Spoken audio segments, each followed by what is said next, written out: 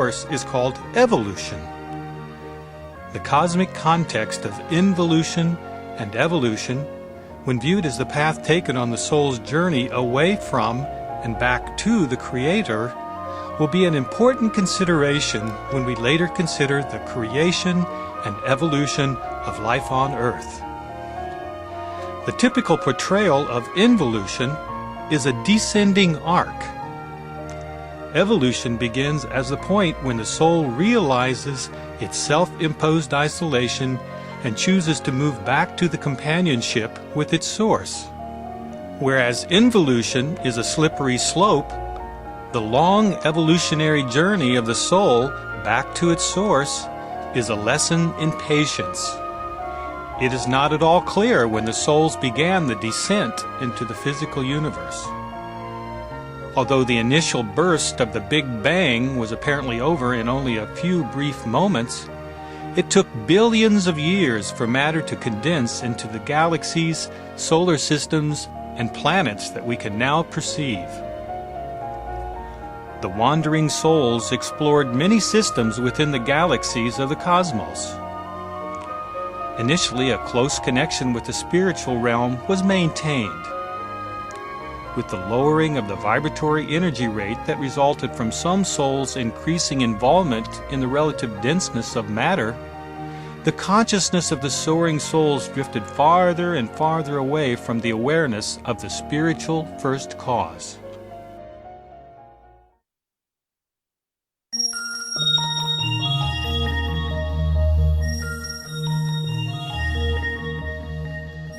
When asked what it is about other systems within our universe that attracts souls, Edgar Cayce replied that it is the diversity of experience that such systems provide that meets the needs of each idiosyncratic soul. Cayce went on to explain that there are millions of such systems within the universe. To facilitate the passage of souls between these systems, there are centers that function as cosmic portals. Scientists have hypothesized the existence of wormholes in the space-time continuum that can allow for almost instantaneous transport across the astronomical distances of the universe. Science fiction writers have utilized such concepts as stargates between interstellar systems. Edgar Cayce identified the star Arcturus as an important cosmic portal for the souls passing from this solar system to other systems.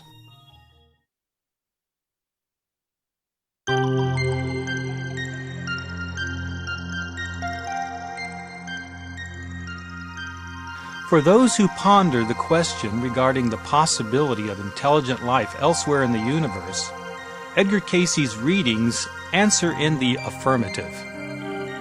In several readings, Cayce discussed the reality of extraterrestrial life. He even referred explicitly to other people of the universe and to visitations of those from other spheres. However, the precise nature of the alien life forms is uncertain. In the first place, the soul's descent into the material universe was widespread. When discussing life in other places in the universe, Cayce may have simply been referring to these wandering souls who have taken up residence in other realms. In Cayce's cosmology, souls are actually quite mobile. Movement between systems in the universe is apparently common and part of the larger plan for soul development. In fact, all the souls on Earth have at one point or another explored other systems in the universe. In that sense, all souls are truly citizens of the universe. However, it must be pointed out that universal citizenship does not require the flesh bodies found on Earth.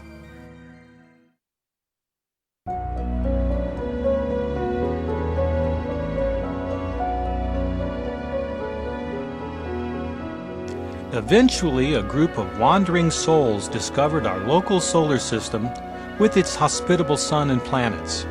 By the way, we who are now incarnated in the earth are part of that group of wandering souls. Each planet in this system has its own unique qualities that provide opportunities for soul growth and development. The adaptive souls moved from one planet to another in cycles that we would regard as birth and death. In truth, there is no death for the soul, only a passage or transition from one realm to another. To sojourn is to stay as a temporary resident. The Cayce readings refer to the temporary inhabitation of the planets in this system as planetary sojourns. A temporary residency implies more than a simple tourist excursion. A sojourn implies an investment of time and energy in a locale before moving on to the next destination. This is exactly the meaning of sojourn in the Cayce readings. Whether it be a sojourn on the earth in a physical body, or one of the other heavenly bodies in some other vehicle, the soul entity cannot stay put in any particular place for too long without becoming stuck and losing the potential for evolving back to the source. Keep in mind the concept of multidimensional reality that was discussed in conjunction with string theory. Planetary sojourns are part of the soul's journey through the dimensions of consciousness of this solar system. When human beings finally do travel to other planets in our solar system, they will likely see exactly what the unmanned probes have found. No obvious signs of life, and particularly no indication of advanced life form. If astronauts could alter their consciousness to the dimensional vibrations of each planet, they might be astounded by the presence of souls going about the business of growth and development.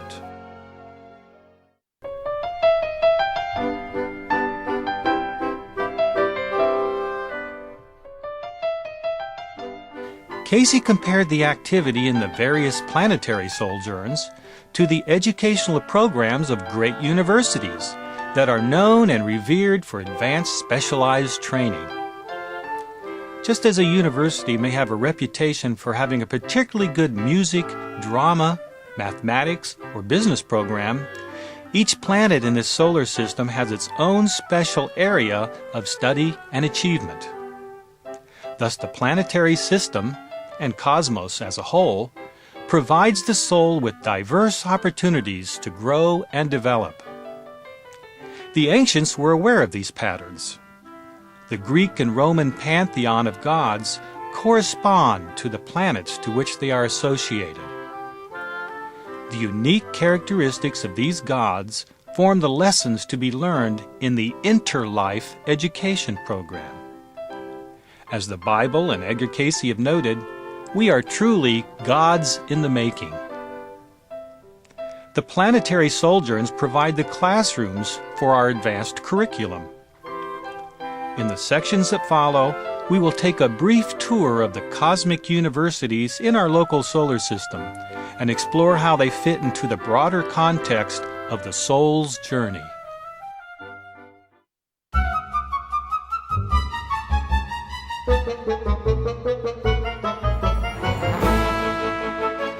Being the closest to the Sun, Mercury's orbit is faster than any other planet. In fact, this small orb derives its name from the speed with which it moves across the sky. In the Roman pantheon, Mercury was the god of commerce, travel, and thievery. The Greeks called this god Hermes, a swift messenger with winged hat and boots. Hermes carried a caduceus, which is now associated with the medical profession.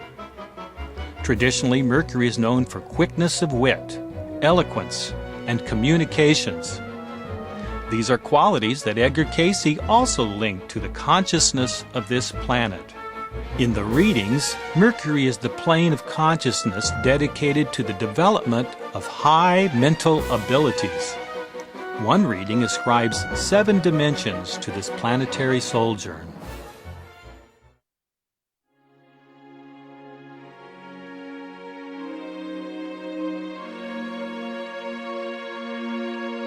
Venus, the second planet from the Sun, was worshipped by the Romans as the goddess of love and beauty. In ancient Greece, Venus was called Aphrodite. Babylonians knew her as Ishtar, the brightest of the planets viewed by the ancients. Venus was known as the morning star and evening star, depending on which side of the sun it happens to be. The soul lessons learned in the consciousness of Venus relate to all aspects of love: parental love, filial love, love of nature, and so forth. The Venus experience also gives the soul a greater appreciation and predisposition for aesthetics, as in love of art, music, and all things beautiful. The readings state that Venus is a four-dimensional realm of consciousness.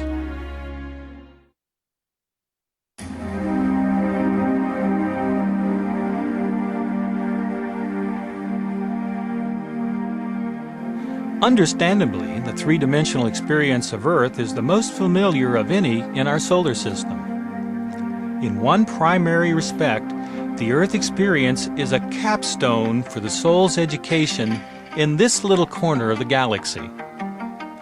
In the Earth experience, the soul gets to apply all of the lessons learned in the other planetary sojourns, sort of an advanced liberal arts curriculum.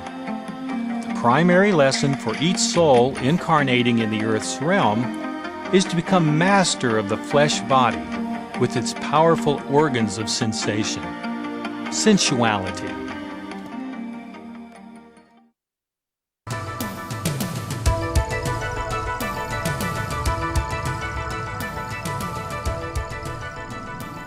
Appropriately, the bloody red planet Mars was the Roman god of war. This deity was so important to the aggressive Romans that a month of the year, March, was named in its honor.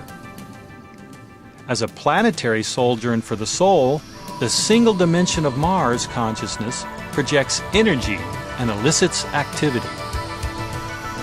The challenge of the Mars influence is to direct the energy and activity in constructive channels rather than allowing anger to dominate.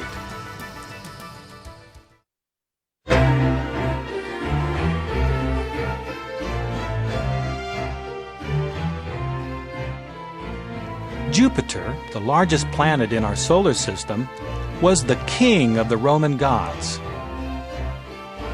Also called Jove, hence jovial, this benevolent deity was said to rule the course of human affairs.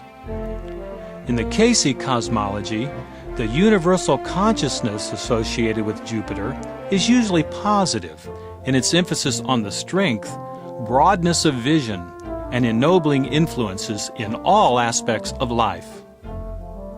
The soul lessons of Jupiter can be especially important for anyone desiring positions of leadership or power, whether financial or political, or interested in mass movements of any sort.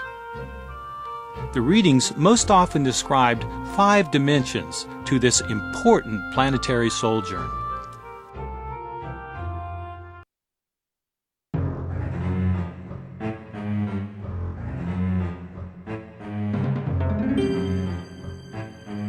The 6th planet from the Sun, Saturn, served as the ancient god of harvest or time of reaping. This deity is typically pictured holding a curved sickle that is associated with the image of old Father Time. Celebrations dedicated to Saturn were typically wild affairs featuring license, feasting, and cessation of public works. Cayce's depiction of the Saturn planetary sojourn is that of sudden changes and the beginning of earthly woes. The fiery environs of Saturn is a place where all insufficient matter is cast for purification. This is a realm for souls requiring serious rehabilitation and renewal. To use a computer analogy, the Saturn experience is like the reformatting of a drive that contains a virus or defective software. In a discussion of the multidimensional nature of this solar system, one reading uses the word nil in describing the number of dimensions for Saturn. In other words, the soul gets wiped clean and starts fresh. Have you ever wondered what happens to souls who commit unspeakable atrocities? Maybe a sojourn or two in Saturn is the solution.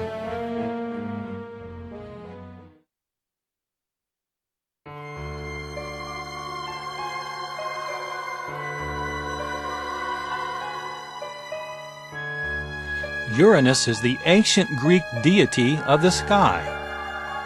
The mythological tale is that Uranus had a violent argument with his wife Gaia, or Earth, and the couple split up. The sky and Earth have been apart ever since. In the Cayce cosmology, Uranus is the realm of eccentricity and extremes. The radical nature of this planetary sojourn can manifest as either very good or very bad, but seldom in moderation. The consciousness associated with Uranus is that of the psychic or occult. One Cayce reading attributes 8 dimensions to this planetary sojourn. According to Cayce, waves of souls incarnating from Uranus played an important role in the sunken land of Atlantis. The extremism and psychic abilities of the Atlanteans led to a divided society with a very high technology capable of destroying the culture. The readings observed that a major wave of souls with Atlantean past lives and recent Uranian sojourns reincarnated in the early 20th century.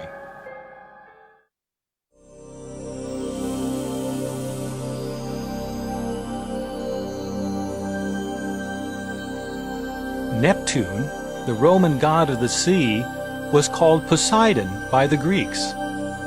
Neptune is typically depicted holding a 3-pronged trident.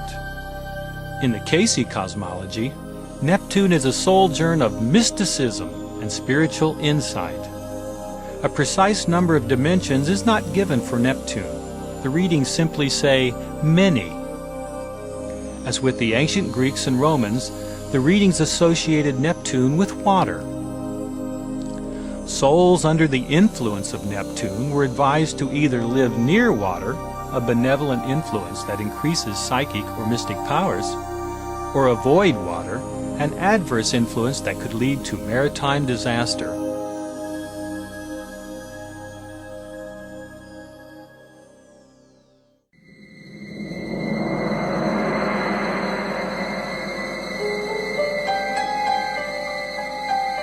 Pluto, the 9th planet from the Sun, is named after the Roman god of the underworld, lord of the dead, and giver of wealth. The planet was officially discovered in 1930, following years of speculation about its probable existence based on anomalies in the orbits of Uranus and Neptune. Vulcan was one of several possible designations in contention for this tiny orb, prior to its officially being named Pluto. Edgar Cayce sometimes referred to Pluto as Vulcan. Some experts also believe that Cayce may have referred to Pluto as Septimus, although there is no explicit reference in this regard. As an astrological influence based on planetary sojourns, Cayce usually described Pluto as an adverse experience, with one reading explicitly associating it with self-centeredness. Pluto's relatively weak influence on human evolution can be expected to increase within the next 200 years.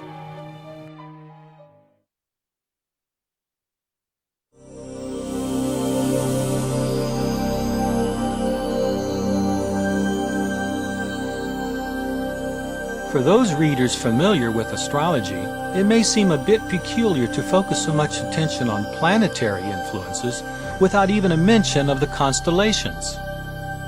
Although the readings do occasionally mention the influence of constellations, the emphasis is heavily weighted toward planetary sojourns as the foundation of Edgar Cayce's system of astrology. Planetary sojourns only matter to the extent that souls inhabited those orbs, and thus respond to the vibratory energy of those realms when the planets are in certain astronomical positions that facilitate an energy resonance with the soul. One of the important implications of Cayce's model is that in order for constellations to have a similar astrological impact, souls must have also resided in those distant realms. Thus, Cayce's astrology leads back to the theme of universal citizenship. Distant star systems are like exotic ports of call along the path of the soul's journey through materiality.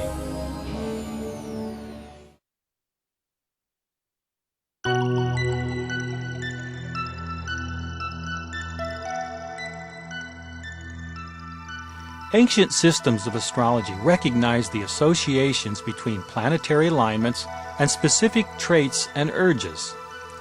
On the whole, these patterns coincide with the patterns of Cayce's planetary sojourns. The ancients looked up into the heavens at night and noticed patterns of movement. They assigned meaning to the patterns that related to their daily lives in practical ways: omens, prophecy, explanation for behaviors or urges, and so forth. Modern astronomers also look into the heaven and record patterns, but fail to see any connection to their daily lives or innermost experiences. For those with a scientifically oriented worldview, astrology is simply an outdated and unscientific predecessor to astronomy. Cayce regards astrology as a valid human endeavor. The position of planets and other heavenly bodies is somehow intimately connected to our innermost thoughts, emotions, and urges. The basis for these associations is not simply geometry or alignments of heavenly bodies in any mathematical sense. It is because we were there. Each of us has sojourned in the planetary realms of this solar system and other systems in the vastness of interstellar space. The planets and stars do not control our destiny. It is a matter of how we used our will to make choices in each of the various realms of consciousness associated with the planets and star systems of the cosmos. If we used our will to make constructive choices and actions, the influence of a given planet or constellation will be benevolent. If we made destructive, i.e. selfish, choices in those realms, the influence is adverse. With regard to astrological influences, we are simply meeting the choices that we have made in the past. Nothing surpasses the use of will. The choices we make in the present supersede those of the past. The gift of will is both a blessing and a curse, depending on how we use it.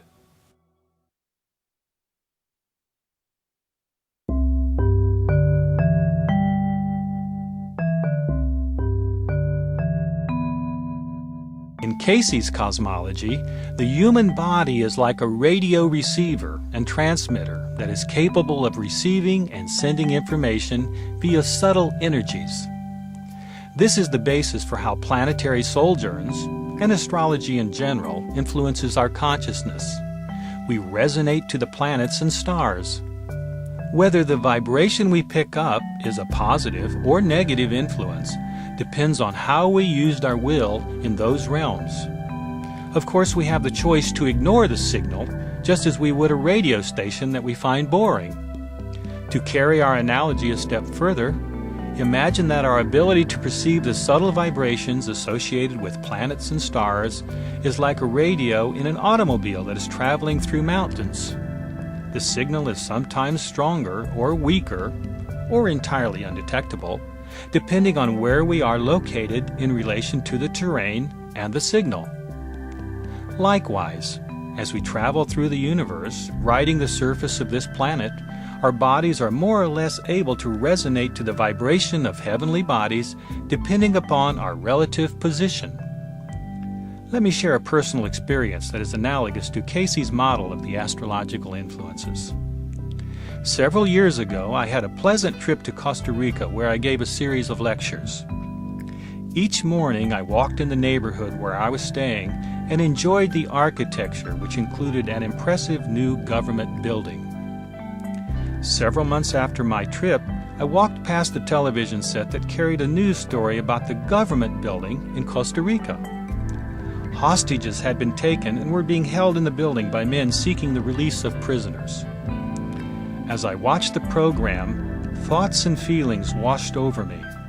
Memories of the people I had met came into my mind, and I wondered if anyone I had met during my trip had gotten involved in the crisis. The mental and emotional responses that I had while viewing the TV were based on my past experiences. Without that trip and the experiences I had while in Costa Rica, I may have walked on past the TV without noticing the story. I resonated to that situation because I had been there. So it is with astrological influences. We resonate to the universe based on how we have used our will in the various realms where we have sojourned.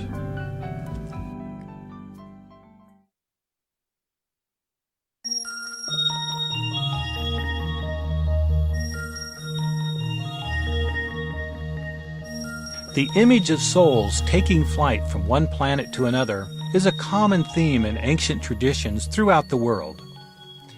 In his book Star Maps, William Fix documents the diverse manifestations of the concept of magical flight from various sources, ranging from the shaman's journey to modern parapsychological research on out-of-body experiences.